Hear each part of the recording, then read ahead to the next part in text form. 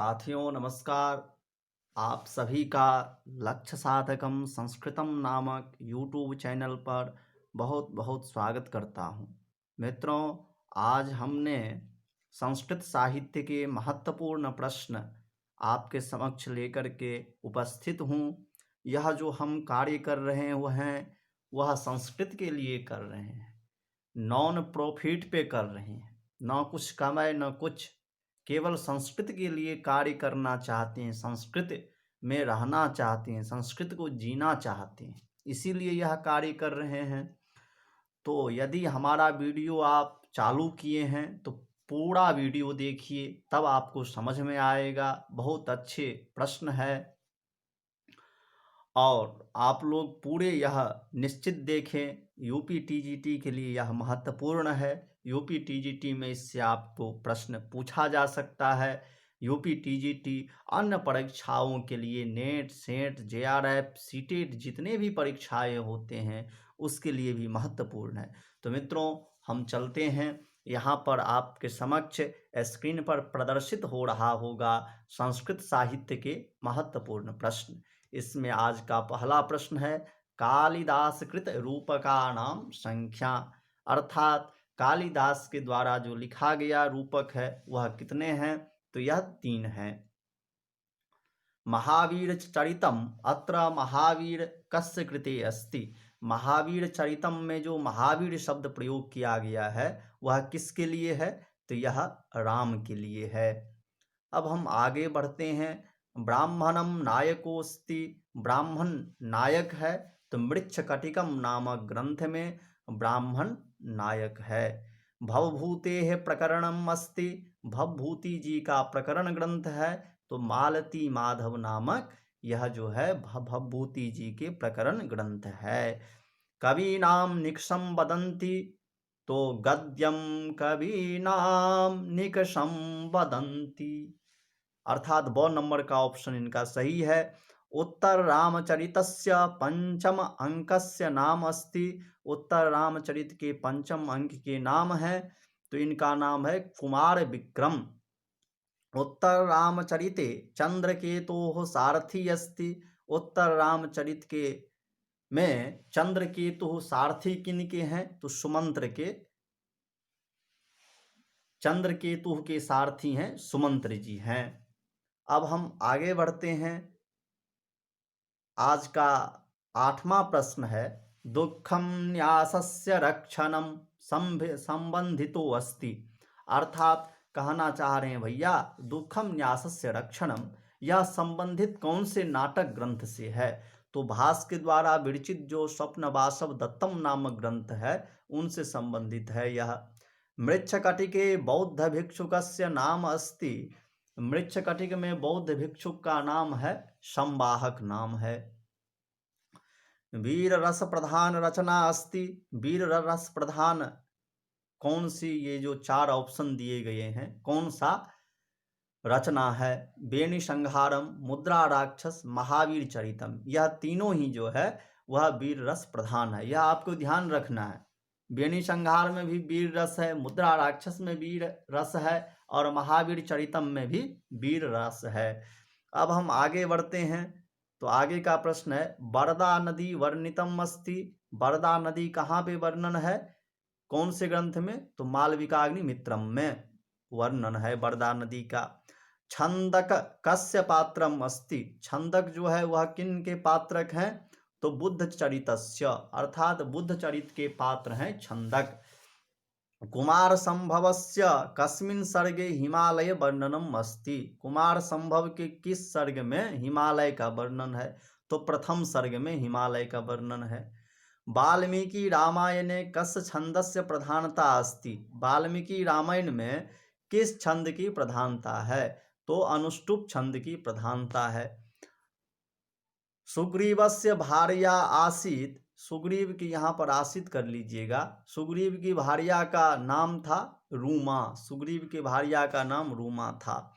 नास्ति पुत्र समः प्रियः कस्मिन् महाकाव्ये पंक्तियम, अर्थात यह पंक्ति, पंक्ति रियम कर लीजिएगा, इसको पंक्ति यम नहीं होगा, पंक्ति रियम कर लीजिएगा। रामायणे, रामायण में डिमे अंका भवन्ति, डिम में कितने अंक होते हैं? तो 4 अंक होते हैं। मुद्रा राक्षसस्य नायकः कः? मुद्रा राक्षस के नायक कौन है? चाणक्य जी हैं। तावद्भाभारभेर्भाति यावन्माघस्य नोदयः, कस्य उक्ति? तावद्भाभारवे भाति यावन्माघस्य नोदयः, यह किनके उक्ति हैं? धनपालस्य, धनपाल के उक्ति हैं। वीरदत्तः कस्य पिता आसीत? वीरदत्त जी जो हैं वह किनके पिता थे? दंडिनः, दंडी जी के यह पिता थे। दंडिनः में ये ह्रस्व होगा, यह दीर्घ नहीं होगा। रामायणे सर्वाधिक श्लोक संख्या अस्मिन् कांडे अस्ति, रामायण में सर्वाधिक श्लोक संख्या किस कांड में है? युद्ध कांड में है। समय एव करोति बलाबलम, यह पंक्ति कहाँ की है? तो शिशुपाल वध का यह पंक्ति है। समय एव करोति बलाबलम, भव्यम रक्षति भवितव्यता, कस्य रूपकस्य पंक्ति अस्ति? मुद्रा राक्षसस्य, मुद्रा राक्षस के यह पंक्ति है। भवभूते आश्रयदाता कह? भवभूति जी के आश्रयदाता कौन है? यशो वर्मा जी हैं। शिवराज विजये शिव इत्यस्य तात्पर्यः, शिवराज विजय में शिवराज, शिव से क्या तात्पर्य है? वहां पर शिवाजी से तात्पर्य है। भारवे गोत्रस्य नाम किम? भारवी जी के गोत्र का नाम क्या था? कौशिक।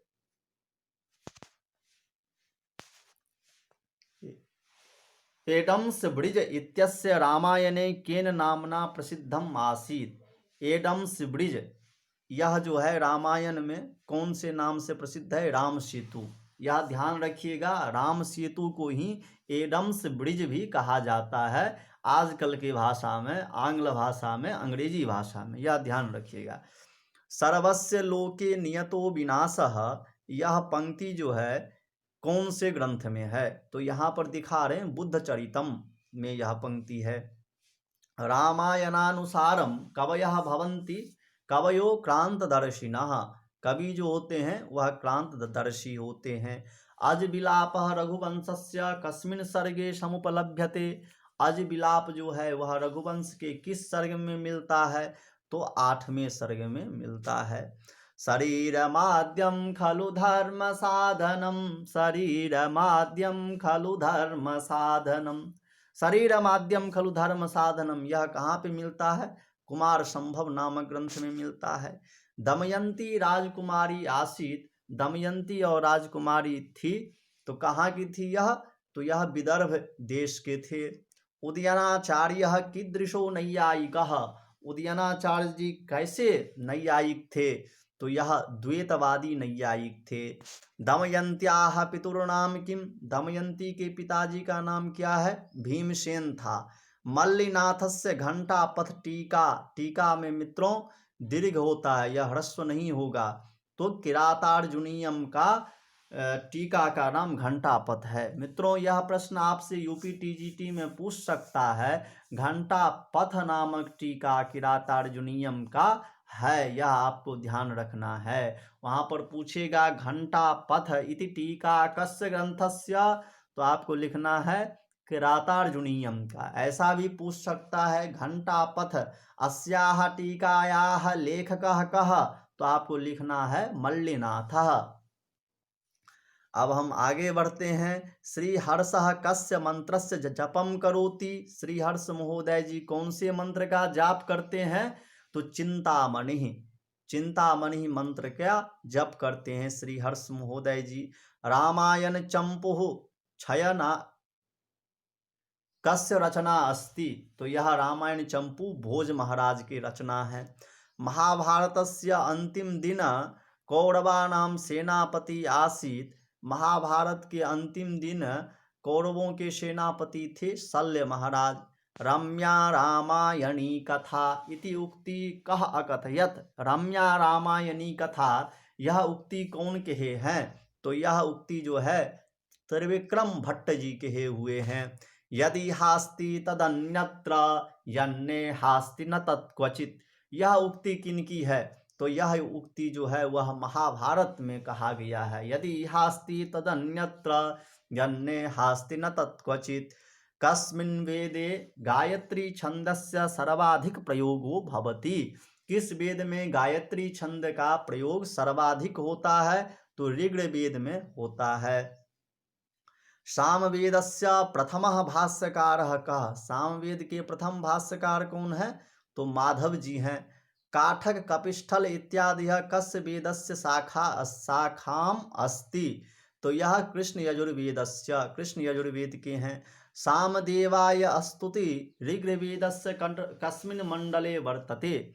साम देवता के लिए स्तुति ऋग्वेद के किस मंडल में है?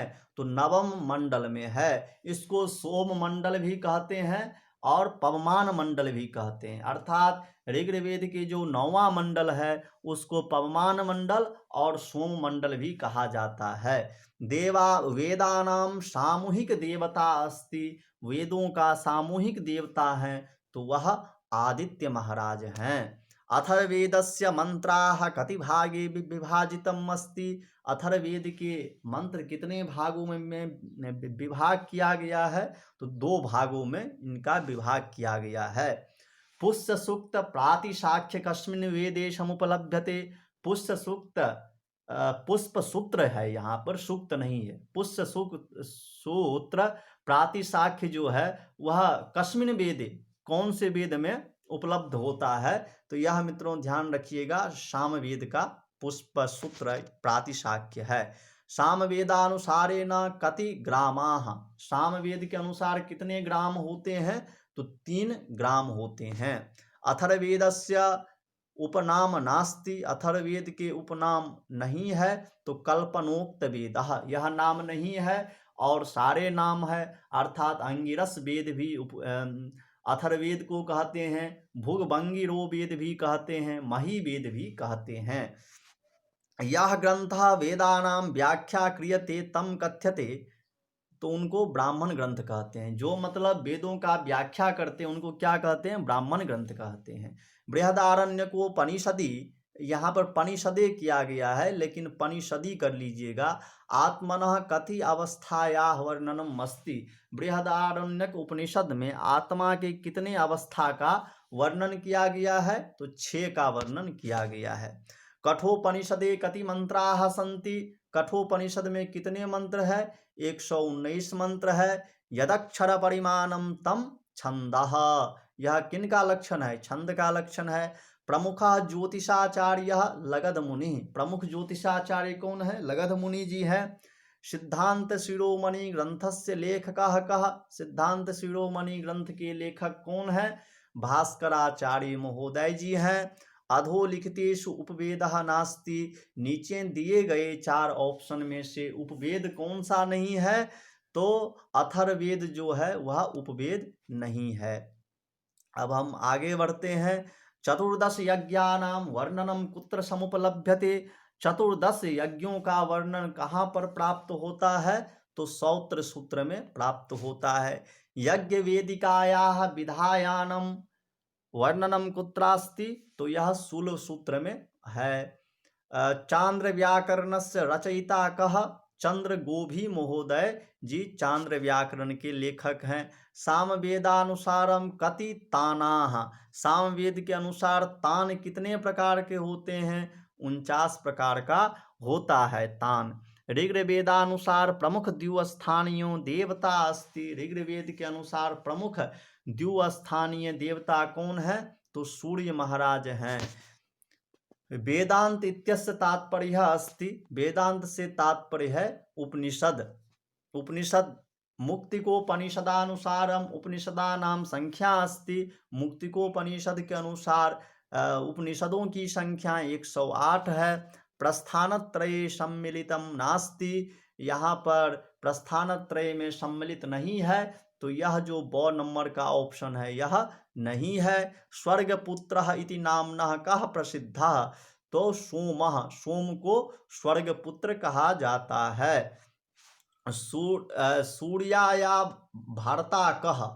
सूर्या की भर्ता कौन है? तो पूषण जो है वह सूर्या के भर्ता हैं।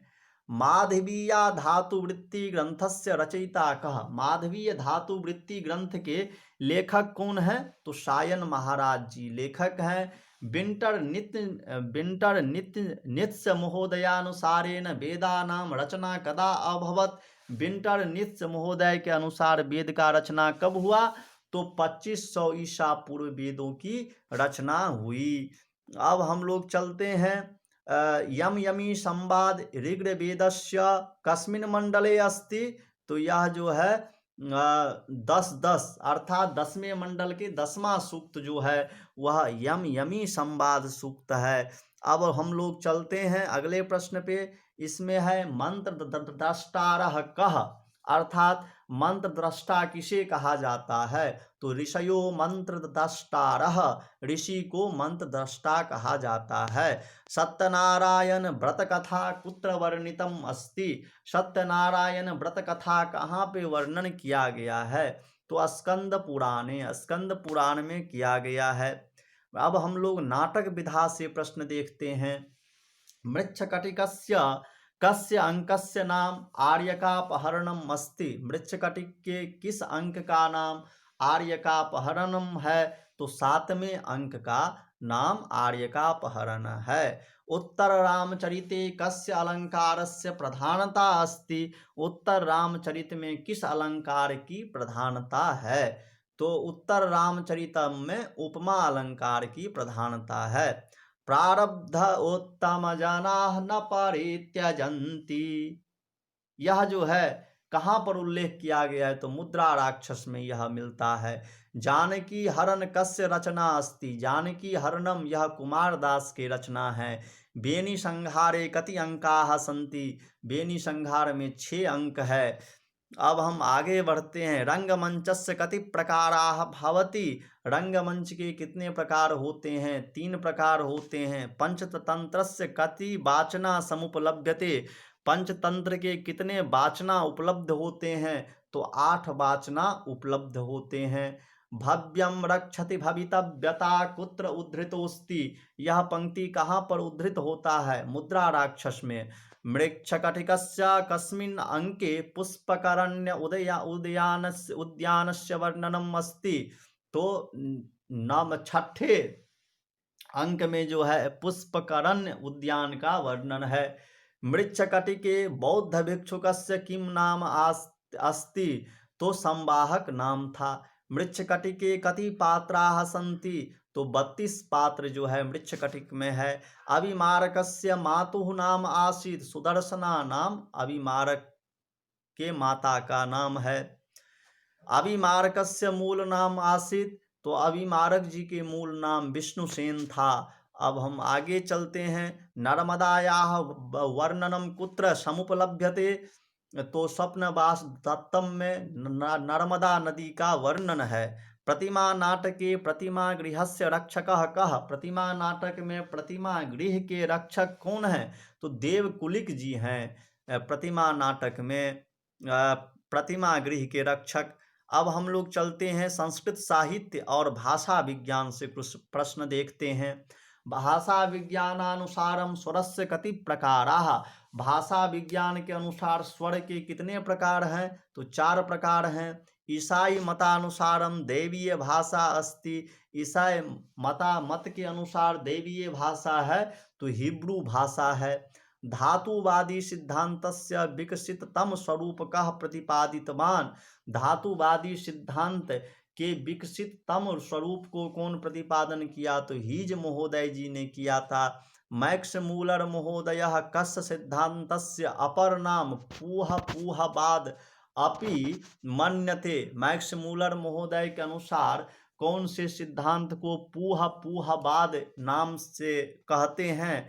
तो मनोभावाभिव्यक्तिवाद सिद्धांत को कहते हैं। कस्य सिद्धांतानुसारम भाषायाः उत्पत्ति कर्मिकता माध्यमेन बभूव। तो इंगित सिद्धांत के अनुसार जर्मनी व्याकरणम इत्याख्यम पुस्तकस्य लेखकः कः। जर्मनी व्याकरण इस पुस्तक के लेखक कौन है? तो याकूबी महोदय जी हैं। योगात्मक भाषायाः कति प्रकाराः। योगात्मक भाषा के कितने प्रकार हैं? तो 3 प्रकार हैं। चीनी भाषा अस्ति। चीनी भाषा है। अयोगात्मक भाषा है। प्रेम सिद्धांत इति कथ्यते, प्रेम सिद्धांत को कहा जाता है संगीत सिद्धांत कहा जाता है। संपर्क सिद्धांतस्य समर्थकः, संपर्क सिद्धांत के समर्थक हैं रेबेज महोदय जी हैं। दंत उच्चारण स्थाने कति वर्णाः, दंत उच्चारण स्थान के कितने वर्ण हैं, तो 20 वर्ण जो है।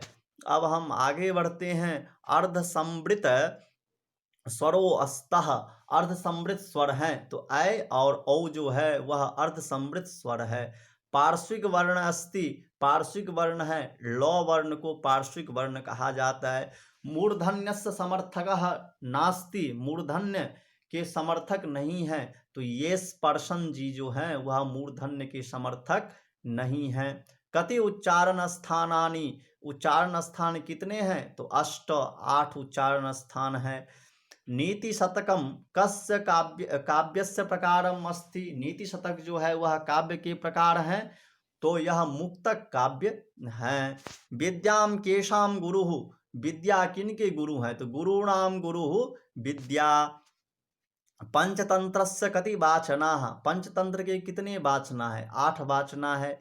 निश्चितार्थानाम न विरमन्ति के, तो धीराः न विरमन्ति। धनस्य कति गतयः, धनस्य 3 गतयः। ऋतु वर्णनम कस्मिन् शतके, ऋतु वर्णन कौन से शतक में है, श्रृंगार शतक में। विष्णु शर्मणः काव्यम विभक्तम अस्ति, विष्णु शर्मा के द्वारा काव्य को विभक्त किया गया है तंत्रों में, तंत्र में किए हैं। आमुखे विष्णु शर्मा कति वर्षीयः, तो 80 वर्षीयः आमुखे विष्णु शर्मा। परम भूषणम किम, तो शीलम परम भूषणम, शील जो है वह परम भूषण है। माता शत्रु पिता वैरी ये न बालो न पाठितः, कुत्र लिखितम अस्ति हितोपदेशे। सर्वप्रथमं पंचतंत्रस्य अनुवादः कस्यां भाषायां अभवत, तो यह पहलवी भाषायां, पहलवी भाषा में हुआ था। अब हम लोग चलते हैं। अर्थशास्त्रस्य सारः, अर्थशास्त्र के सार हैं, तो पंचतंत्र है। हितोपदेशे राज्ञः वर्णनम सुदर्शनस्य। भर्तृहरि कुत्र वास्तव्यः, भर्तृहरि कहाँ के थे, मालव क्षेत्रस्य, मालव क्षेत्र के थे। नारायण पंडितस्य आश्रयः दाता कः, धवल चंद्र जी जो थे वह नारायण पंडित के आश्रय दाता थे। अब महाकाव्य से प्रश्न हम लोग देखते हैं। शतसाहस्री संहिता किसे कहा जाता है, महाभारत को शतसाहस्रीय संहिता कहा जाता है। महावीर चरितम में महावीर से तात्पर्य है, राम से तात्पर्य है। श्रीमद् भागवत गीता महाभारत के किस पर्व में है, तो भीष्म पर्व से लिया गया है। रामायण के किस कांड में सर्वाधिक सर्ग है, तो युद्ध कांड में है। कालिदास की रीति है, वैदर्भी रीति है। रघुवंश महाकाव्य में कितने राजाओं का वर्णन है, 31 राजाओं का वर्णन है। कण्व का आश्रम किस नदी के किनारे था, मालिनी नदी के किनारे में। कालिदास का पहला रूपक है मालविकाग्नि मित्रम, कालिदास का पहला रूपक है। किरातार्जुनीयम के लेखक हैं, किरातार्जुनीयम के लेखक कौन है, तो भारवी महोदय जी हैं। कालिदास के प्रथम कृति अर्थात कालिदास की पहली रचना है ऋतु संहार, को कालिदास की पहली रचना मानी जाती है। स्वप्न वासव दत्तम में कौन सा अंक स्वप्न अंक कहलाता है, अर्थात स्वप्न वासव दत्तम जो है वह कौन से उनके अंक जो है स्वप्न अंक कहा जाता है, तो 5वें अंक को स्वप्न अंक कहा जाता है। मृच्छकटिकम में गाड़ी बदलने का कार्य प्रवहन विपर्यय किस अंक में है, तो यह 6ठे अंक में है। भास ने किस नाटक में बताया है कि इंद्र ने विमला नामक शक्ति प्रदान की है, तो यह कर्णभारम में बताया है। आर्यभदंत किसकी उपाधि है, आर्यभदंत उपाधि यह अश्वघोष महोदय जी के हैं। कुमार संभव के किस सर्ग में कार्तिकेय के जन्म का वर्णन किया गया है, तो 11वें सर्ग में वर्णन किया गया है। अब हम आगे बढ़ते हैं। संस्कृत आधुनिक कवि के कुछ प्रश्न देखते हैं। मनो चेश्लोकम इत्यस्मिन् कस्य रचना अस्ति? तो पद्मा शास्त्री जी का यह रचना है। शिवराज विजयम का विधा भवति? शिवराज विजयम उपन्यास विधा भवति। सिनेमा शतकम चाय शतकम विश्वकथा शतकम कस्य रचना अस्ति? सिनेमा शतकम चाय शतकम विश्वकथा शतकम यह पद्म शास्त्री जी की रचना है। आत्मवेदना कथाया रचयिता कह? आत्मवेदना कथा के रचयिता कौन है? जो प्रभाकर शास्त्री जी हैं। दुर्लभ दाम्पत्य जीवन कस्य रचना अस्ति? दुर्लभ दाम्पत्य जीवन किनके रचना है? तो सूर्य नारायण शास्त्री जी की रचना है। डिलीट उपाधि प्राप्त राजस्थानस्य प्रथमः संस्कृतस्य विद्वान कः आसीत्? तो प्रभाकर शास्त्री जी ये प्रथम विद्वान थे। जीवनस्य पृष्ठद्वयम् इत्यस्मिन् रचनायां नायिका का? तो कल्पना नायिका थी। अब हम चलते हैं चषक टीका च टीकाकार। चषक टीका के टीकाकार कौन है? तो इनके जो हैं भट्ट मथुरानाथ शास्त्री महोदय जी हैं। अब कहते हैं रसगंगाधरस्य टीका का नाम अस्ति? रसगंगाधर की टीका का नाम क्या है? तो सरला नाम है। आदर्श रमणी कस्य रचना अस्ति? आदर्श रमणी नामक ग्रंथ किनकी रचना है? तो भट्ट मथुरानाथ शास्त्री जी की है। मानवंश महाकाव्य प्रधान रसः कः? मानवंश महाकाव्य में प्रधान रस कौन सा है? तो वीर रस है। जीवितोपि प्रेत भोजनम कस्य रचना अस्ति? तो यह रचना जो है गणेश राम शास्त्री महोदय जी की है। लेलिनामृतम कस्य रचना अस्ति? तो यह पद्मा शास्त्री जी की रचना है।